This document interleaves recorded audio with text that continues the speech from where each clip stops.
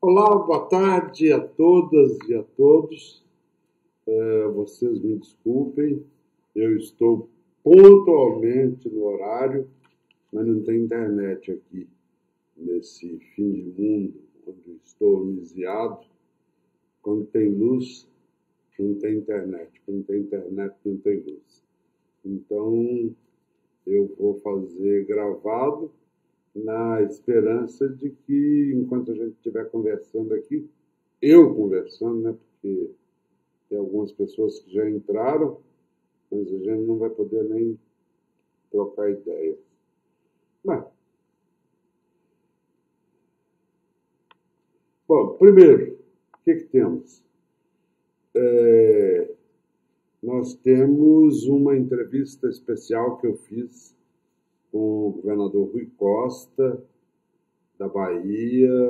Eu ontem já tinha falado um pouco dele aqui. É um personagem extremamente interessante, para um jornalista. Eu não o conhecia, sabia quem era e tal, mas nunca tinha estado com ele. E dei com uma figura muito interessante, falando da sua vida, da sua história, de menino pobre que morava numa favela de Salvador, mãe empregada doméstica, faxineira, pai metalúrgico, e ele vendendo siri para poder sobreviver. E foi, terminou, fez curso técnico, depois fez curso de engenharia, juntou-se às lideranças sindicais da área petroquímica da Bahia, de onde veio também, entre outros, Jacques Wagner. E o Rui fez uma carreira brilhante, brilhante, campeão de votos, disputa eleição em primeiro lugar, foi governador, se elegeu, e isso na Bahia, que a gente sabe que da tradição da família Magalhães, e mesmo que não seja um Magalhães, como é o caso do neto do senador, que é o atual prefeito de Salvador, o chamado carlismo não está concentrado só no ACM Neto, mas em vários outros caciques lá, e eles foram derrotados primeiro pelo Jacques Wagner, e duas vezes, e depois pelo Rui, também duas vezes, ganhou de lavada. Pra vocês terem uma ideia, ele, nessas eleições de agora, em que a direita veio passando que nem um trator em cima de tudo que cheirasse a esquerda, progressismo, ele teve 76% dos votos na Bahia e ainda conseguiu um prodígio difícil, que é transferir voto. Ele deu para o Fernando Haddad, no segundo turno, 75% dos votos. O Bolsonaro ganhou só em 4 municípios.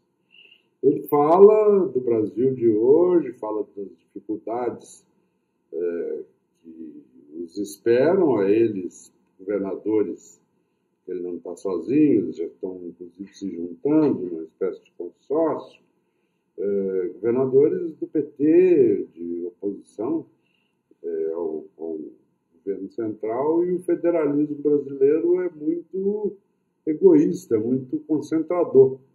Então, o poder que o poder central, que Brasília tem sobre os estados, principalmente os estados mais pobres, que um estado como São Paulo, bem ou mal, consegue se virar com o ICMS, mas eles vão ter, o presidente da República, alguém que já declarou, primeira declaração do Bolsonaro depois de eleito, a a esse respeito foi isso. Governador do Nordeste, não vou ser presidente deles, não. Se eles precisarem de alguma coisa, vão procurar o presidente deles, que está lá em Curitiba. E nesse clima, foi no meio desse clima que eu fui entrevistá-lo, e a gente está exibindo a entrevista hoje. Eu recomendo a vocês, não pelo entrevistador, por suposto, mas pelo entrevistado. Uma figura interessante, jovem, personagem, eu diria. Outra notícia boa que vem para nós é do Nordeste também. O governador Paulo Câmara, de Pernambuco, vocês devem saber que ontem o ministro, o Carate, aí, o ministro da Educação, o Vélez, que disse que a ele le gusta caçuça, o brasileiro caçuça o tal Vélez distribuiu uma circular para as escolas no Brasil inteiro com um monte de exigências, de obrigações. Entre elas, gritar o slogan do Bolsonaro todos os dias, na hora de começar as aulas, os professores têm que fazer as crianças gritarem. Deus acima de tudo, Brasil acima de tudo, Deus acima do Brasil. É o slogan do Bolsonaro para o presidente. E, além disso, as crianças terão que cantar o hino nacional diariamente diante da bandeira brasileira. E o ministro sugere que isso seja filmado e enviado para ele no gabinete em Brasília. Bom, todo mundo se escandalizou com isso, com a barbaridade, mas quem bateu na mesa foi o governador de Pernambuco, Paulo Câmara, que distribuiu hoje uma nota, foi distribuída nem pelo gabinete do governador, você vê que ele está tratando essa gentalha aí como ela merece. Foi uma nota da Secretaria de Educação do Estado de Pernambuco que diz o seguinte: nota de esclarecimento. Secretaria de Educação e Esportes do Estado de Pernambuco foi surpreendida com o envio da carta pelo Ministério da Educação às escolas. Destacamos que esse tema nunca foi tratado de maneira institucional. Nosso entendimento é que essa ação do Ministério fere a autonomia da gestão em nossas escolas e, especialmente, a dos entes da federação. O que o Brasil precisa, ao contrário de estimular disputas na educação, é que a União, os estados e os municípios priorizem um verdadeiro pacto na busca pela aprendizagem das crianças e dos jovens brasileiros. Nesse contexto, informamos a todos que esta medida, proposta pelo MEC, não terá aplicabilidade nas escolas da rede pública estadual. Parabéns. Parabéns. Pode parecer uma banalidade, uma reação como essa, mas é assim que a gente impede que choque o ovo da serpente. É assim, tem que bater lá embaixo. Eu já fiz uma provocação com os paraibanos e disse o seguinte: a Paraíba já tem na própria bandeira a resposta para mandar para o ministro da Educação a respeito dessas inacreditáveis manifestações dele. Tem uma história que é de rebentar o suspensório de tanto rir, se não fosse parte de uma enorme, de uma monumental sacanagem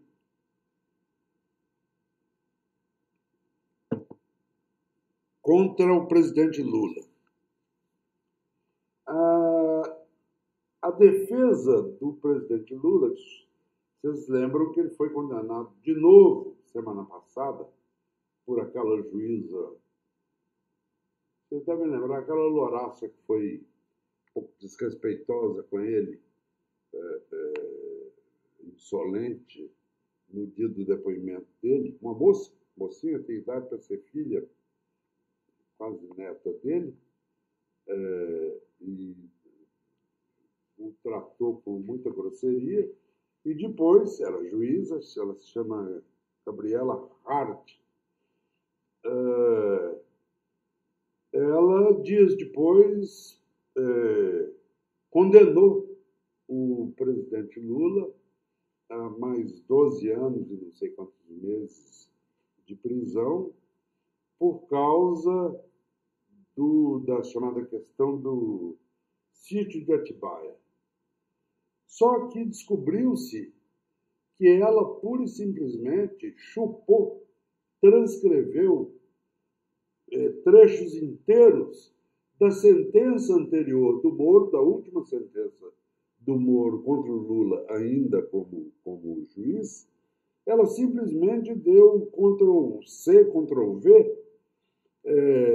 Os advogados do Lula contrataram um instituto de fama absolutamente indiscutível, que é o Instituto Delpíquia.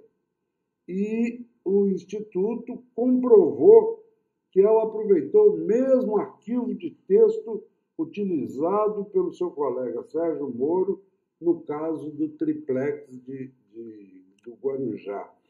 É uma sentença, desse ponto de vista, tão irresponsável que ela não leu, assinou sem ler, alguém escreveu para ela, alguém fez o copia e paste, porque senão ela teria percebido que no meio do processo do tal sítio de Atibaia, de uma hora para outra, salta como se fosse um cogumelo da terra, um apartamento. Isso tem um apartamento a ver com o problema do sítio de Atibaia. É que apartamento era o resto da sentença do Moro, que estava julgando o Lula pelo bendito treco lá do triplex do Guarujá. É de arrepiar os cabelos, né? De arrepiar os cabelos. Passar a lupa, passar o pente fino na montanha de sentenças que condenaram o Lula até hoje, o Lula e tantos outros. Estou falando do Lula porque, neste caso específico, o réu, a vítima, é ele. Se você olhar com lupa as condenações, sobretudo até agora, com esse cuidado com que se viu essa aqui, é possível que você encontre coisa infinitamente mais cabeluda. Infinitamente mais cabeluda. Vamos ver agora, a sentença vale ou não vale? A sentença foi copiada de um outro julgamento, podia ser outra pessoa, inclusive o acusado. Se o método é esse, Ctrl+C, Ctrl+V, poderia ser de outro acusado, podia ser de outro crime, de uma hora para outra aparece a galinha. Que galinha? Não, a galinha que o senhor roubou. Não, mas o meu processo não tem nada a ver com galinha, não. É isso. Só que aqui não é galinha, só que aqui estão botando lideranças políticas inocentes na cadeia, como é o caso do Lula, com juízes que fazem o que essa senhora fez. É bom isso.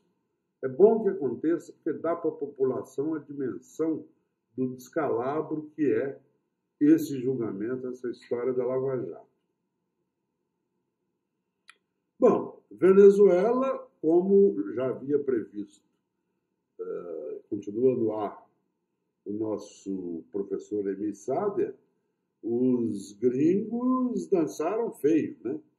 Porque eles estavam achando que iam fazer um Woodstock na fronteira aquele sujeito cujo nome eu não lembro, nem sei, que é dono da Virgin, aquele britânico, levou bandas de rock para lá e tal, porque ele é coxinha, ou como dizem na Venezuela, é equálido. E eles achando que iam organizar um Woodstock século XXI. Juntaram meia dúzia de gato pingado, foi um horror, uma vergonha, foram embora de rabo entre as pernas, o tal Guaidó teve que subir num caixote para poder falar para as pessoas que estavam ali e tal. Pode procurar, para não parecer que eu estou de conversa atravessada, que eu estou exagerando. Procura o show do Guaidó na fronteira para vocês verem o que foi. E o Emílio tinha cantado essa bola, que ele diz, liquidaram o que tinham de munição. Uma outra questão que me parece interessantíssima é o seguinte: nos últimos dias, o ex-presidente Lula, de maneira homeopática, vem colocando pequenas mensagens, curtas mensagens, na sua conta oficial do Twitter, que é @LulaOficial, pequenas soluções para alguns dos grandes problemas que estão acontecendo no Brasil nesse momento. Ele já começa com a questão da Previdência. A melhor forma de resolver o problema da Previdência é gerar emprego. Quanto mais emprego, mais salário, mais contribuição e menos déficit. Na minha época, havia superávit. Pá! Não se fala mais isso. Chama recado do Lula. Bom, aí tem outro recado do Lula. A Ford está ameaçando fechar as fábricas dela. A fábrica dela, aqui no Brasil, a fábrica do ABC, São Bernardo do Campo. E aí ele diz o seguinte, num outro tweet: uma das formas dos trabalhadores da Ford lutarem contra o fechamento da fábrica em São Bernardo é pressionar o governo a proibir a importação de produtos da empresa fabricados por ela em outro país.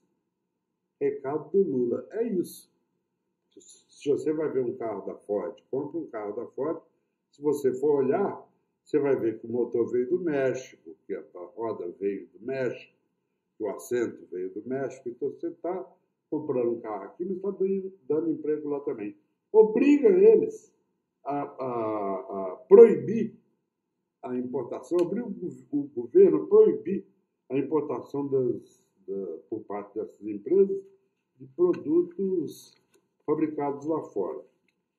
E eu vou continuar aqui. Todo o pitaco que o presidente Lula der, eu transcrevo. Levo lá para o Facebook ou para o Nocaute.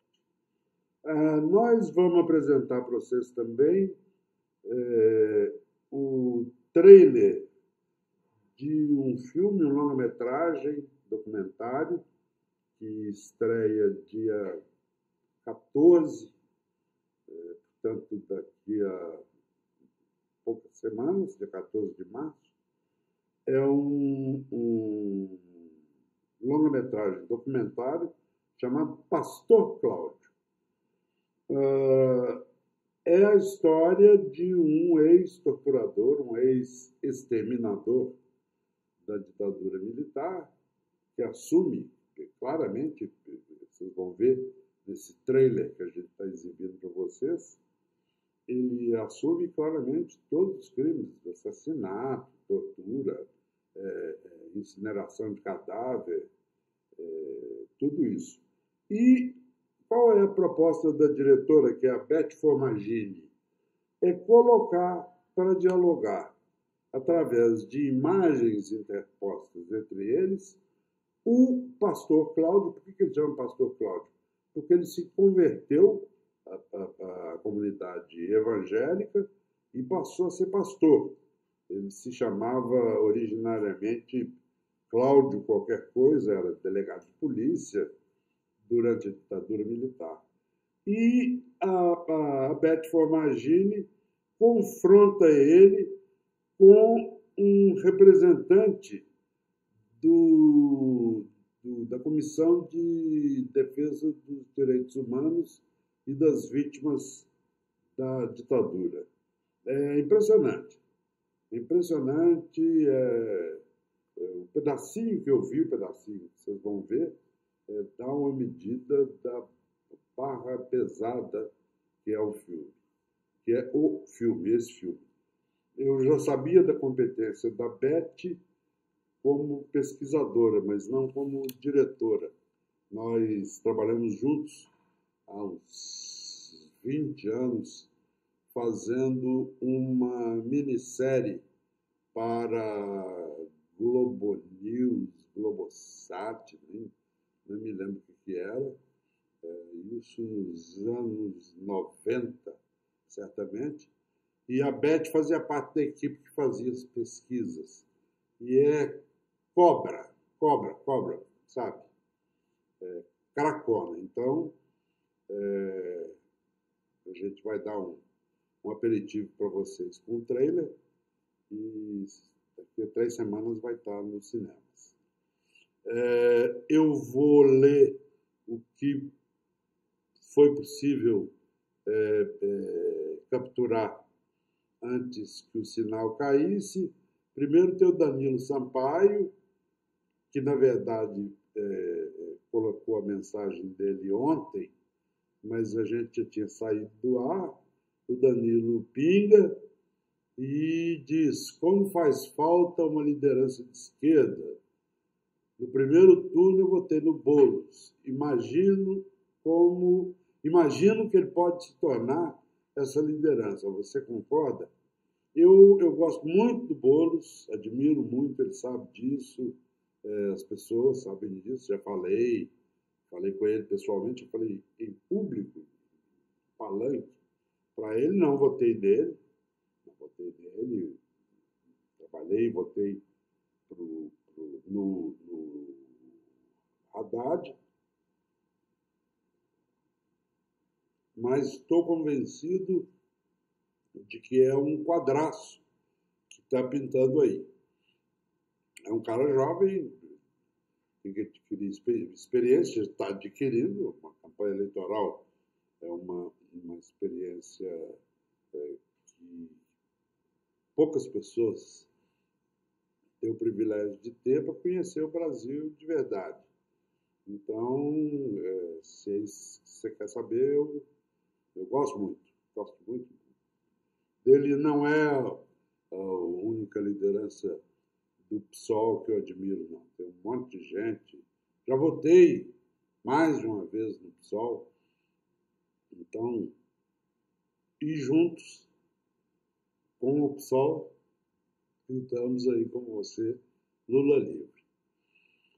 Temos 3 novos membros aos quais a gente deseja muito boas-vindas a essa esquadra Brancaleone, essa incredível esquadra Brancaleone, chamada Nocaute. Sejam, portanto, bem-vindos e bem-vindas a Olinda Silva, o José Marci Rodrigues e a Noêmia de Fátima Tasso. Muito obrigado por virem para a tribo, tá bom? Lamento, desculpem, mas não tive responsabilidade. Continuamos sem sinal, tá bom? Até amanhã. Espero que, se Santo Isidoro de Sevilha, que é o protetor dos internautas, nos abençoar, amanhã a gente vai ter sinal às 6 horas em ponto, tá bom? Boa tarde, já quase boa noite a todas e a todos, e muito obrigado.